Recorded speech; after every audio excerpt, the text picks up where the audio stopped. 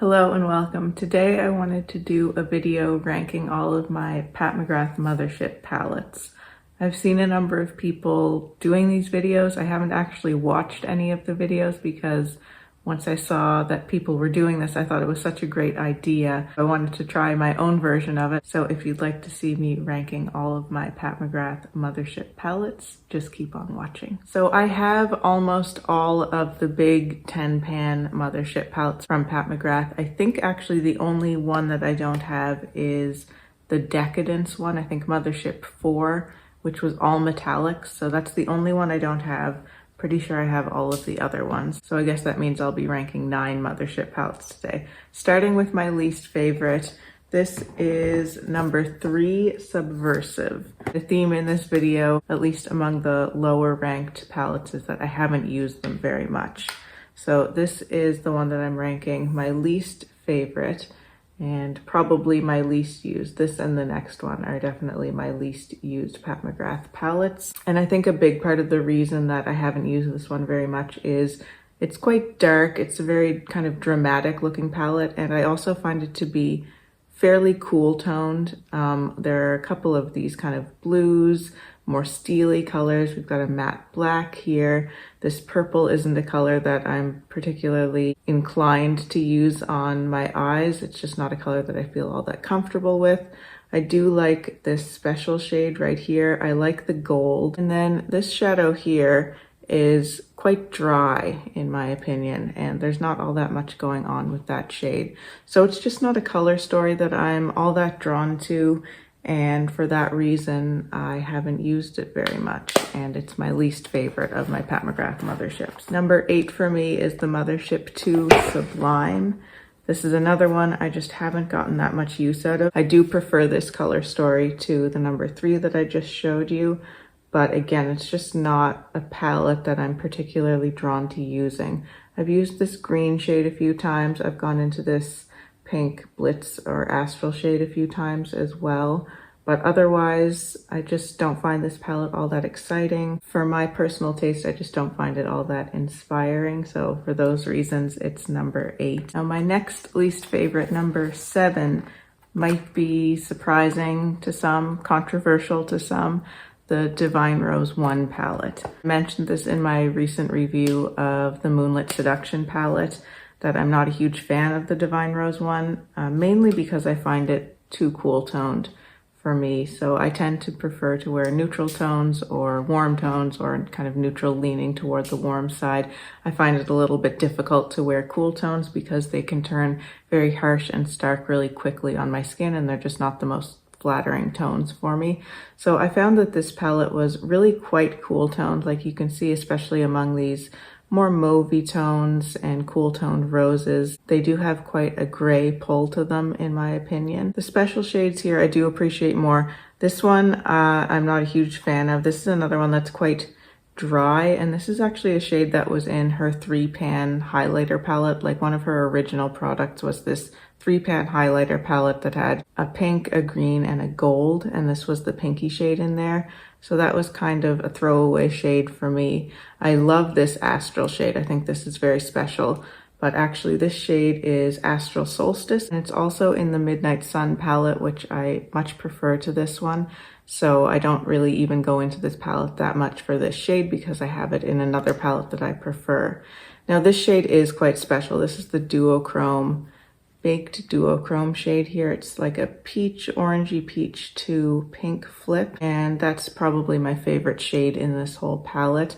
But because it's just that one shade that I would really be going into this palette for, I still don't pull it out all that often. So that was number 7, and now on to number 6. We have the first Mothership, Mothership 1 Subliminal.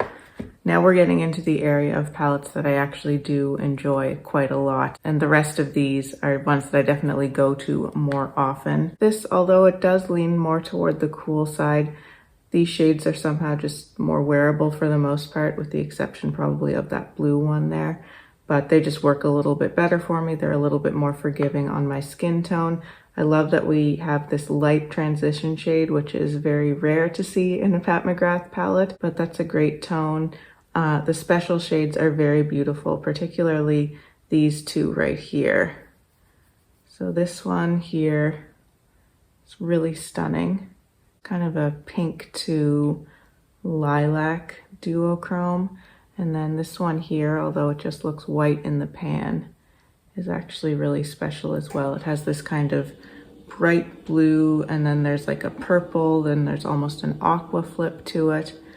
Those are really beautiful shades. You can really take a look to a different level. I like this paler gold here. I found this to be fairly useful in looks that I've done. And although, as I said, this is a cooler toned palette, I just find it more workable for me. But it's still not one that I go to all that often. And I think another part of the reason that Motherships 1, 2, and 3 are ones that I haven't used all that much is because I bought them all at the same time. I bought them in a bundle of 3. I think after Mothership 5 came out, which was the first one that I ever bought, I bought 1, 2, and 3 at the same time. And at that time, I was still really obsessed with Mothership 5, which is the next one that I'm going to show you. So I have the matte edition of Mothership 5, so I believe the shades are laid out in a slightly different order in this one, but it's all the same shades that are in the permanent version of Mothership 5, Bronze Seduction. As I said, this was my first Pat McGrath Mothership palette and a huge love of mine. It's now at number 5 in my rankings. For a long time, it was my number 1 favorite by far, but I've kind of moved on to a slightly different aesthetic, and I've just, been enjoying the newer palettes more, as I think is natural. But this is such a beautiful palette. I love that it's warmer toned. That works well for me. This pink shade is one of my all-time favorite eyeshadow shades ever. I think it's stunning. It's an incredible rose gold shade. I liked the addition of the greens. I love green eyeshadows as well. And in the special formulas, these were really great. And I love the red too. I think it just worked so well with these other special shades and with the rest of the shades in this palette overall. So this palette will always have a special place in my heart, and it was certainly my gateway into the Pat McGrath world. Next up, number 4 in my rankings is the Divine Rose 2 palette. This is actually the palette that I'm wearing on my eyes today. And if you wanted to see how I did this makeup look, I have a video coming up where I show you how I did this makeup look. Here's what the palette looks like. This one is very special also because of the packaging, which is just stunning.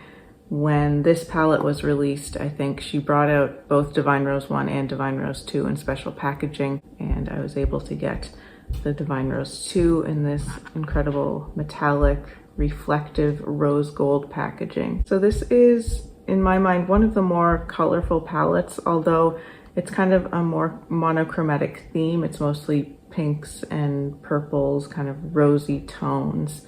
It has brighter tones than a lot of the Pat McGrath palettes. So this one here is very bright. This duochrome here is quite bright. The gold is a super strong, really vibrant gold. And even this lighter matte here, though it's a more muted tone, it still has a little bit of a punch to it. Since I've just used this palette on my eyes, I have some more recent thoughts about it. So I would say one of the downsides to this palette for me is that it doesn't actually have any very light, very muted tones. Usually I rely on these skin show shades for toning down other shades or just kind of softening a look overall and kind of neutralizing it.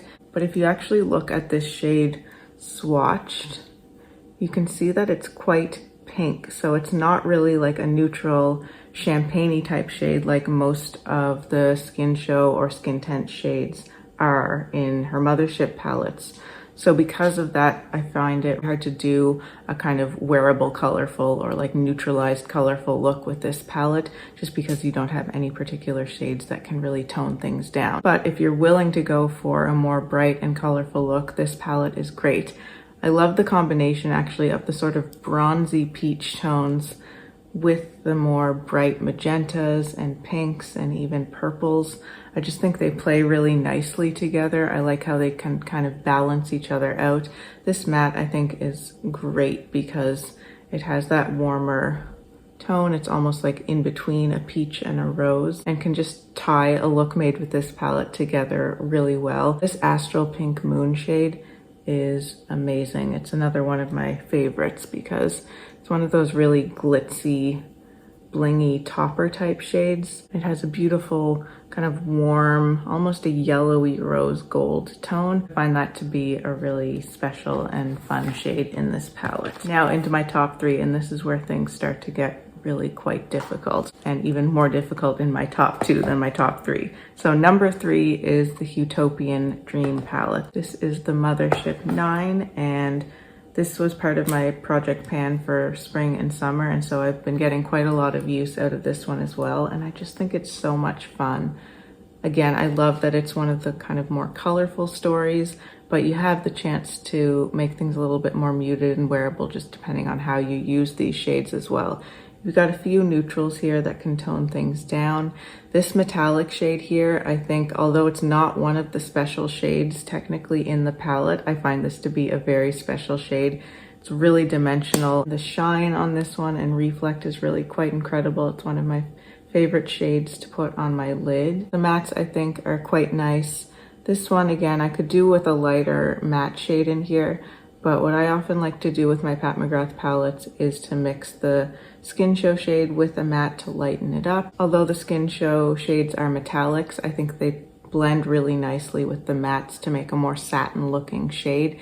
And that's another trick I love with my Pat McGrath palettes, is to mix that shade, whichever shade is in that position in the palette, with one of the mattes, and just use that as your all over lid color, and it creates a beautiful kind of satiny, almost glossy, but still somehow subdued look, and it's really easy to do. And the special shades here are excellent. This purple is really beautiful. It's much more vibrant than the purpley shades in Mothership 1. And this pinky gold here, look at the reflect on that.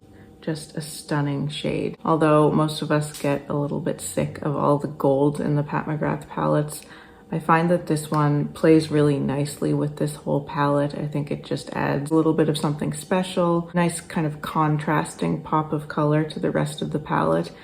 And then the duochrome shade here in this one is kind of interesting. I find it to be quite similar in the shifts to the duochrome in Divine Rose 2, but I actually prefer this one. The one in Divine Rose 2 is baked and this one is not, and it benefits from not being baked in that it has a much shinier and kind of brighter reflect to it. The baked one is a little bit more of a dull kind of subdued shade, and I appreciate that this one has more of that kind of oil slick look to it because it's so shiny. That was number three, and now let's get on to number two. Now it's quite possible that my number two and number one, even the top three or four, could switch on any given day. But today how I'm feeling, and I think how I will most likely feel over time in ranking these, that my number two ranked mothership is the most recent Pat McGrath Mothership release, the Mothership 10. This is Moonlit Seduction. I've just done a review on this palette, so I'll link that video below, but I think this is such a special palette. At first glance, it looks quite boring and neutral, but this is just so wearable, and it also has enough going on that makes it more exciting than you might think it would be. The duochrome here is incredible. It has this vermilion base with a kind of tealish, icy reflect, which is just stunning. Depending on how you can wear it, can actually be quite wearable. These two shades here are incredibly useful. These are Blitz and Astral shades, and they're just great as toppers. I've used this gold one so many times already just to kind of top off more neutral bronzy looks. It just works so well for that. And the pinky one is this beautiful kind of platinum rose that's just stunning. I think this palette really beautifully embodies the idea of the inspiration behind it, the moonlight inspiration. And although this is another one of Pat's palettes that can kind of veer more into the cool toned category, I really think of it more as a neutral tone palette because it never gets overly cool. It has enough warmth in it to balance out the cool tones in there. And I think it's just beautifully put together, very easy to use, and great to be able to put together looks that are both wearable and creative and fun and exciting at the same time. So that leads us to the last palette in this video. My number one favorite Mothership palette from Pat McGrath is Mothership 6 Midnight Sun. Now this is one of the few Pat McGrath Motherships that I actually didn't buy as soon as it released. Most of the other ones, aside from like the first three, I bought at the time of release, but this is one that I went back and forth on for ages on whether to buy. And it was on sale a number of times on Pat McGrath's website at a very good discount. And finally, at one of those times, I decided to buy it, and I'm so happy I did, obviously, because it's my #1 favorite Mothership palette. This is another one that was in my Project Pan recently, so I got to use it quite a lot and really get to know the palette. I used it throughout, I think like my late winter to early spring Project Pan, and I just grew to really love it. It's more neutral, leaning toward the warm side. If you took away this purple shade here, it's quite a neutral looking palette, but the pop of purple is something that does elevate it in my opinion. This is the other one that has the Astral Solstice shade, which is one of my favorite astral shades. Super bright, kind of white champagne color that is just stunning, beautiful as a topper over so many different looks. Again, I love this kind of paler gold shade. The copper is stunning. I can't wait to use that more in the fall. It has a great reflect on it too. I love an olive green, so I love the Wicked Envy shade. The mattes I think are really usable. This is one of the lighter mattes in Pat's palettes. I think this one's called Taboo. And this is one of those ones that I love all over the lid, especially mixed in with the Skin Show Moon Glow. The two of those mixed together make an incredible kind of wet looking satin, but still really wearable shade.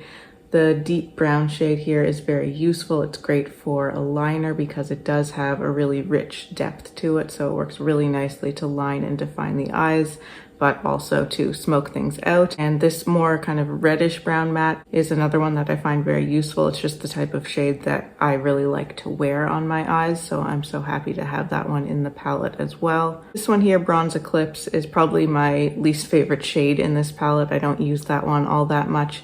But if you needed just a really quick one and done bronze metallic to put over the eyes, that would work really well. So that's my ranking of my Pat McGrath Mothership palettes. I hope you enjoyed watching it. I'd love to hear your thoughts on if you have a favorite or if you have one that you've had your eye on for a long time. I'd love to hear about that. Let me know if you have any other questions or comments. I always love to see those. And if you'd like to see more from me and you haven't subscribed to my channel already, I'd love for you to do so. Thanks again so much for watching. Take care, and I'll see you in my next video.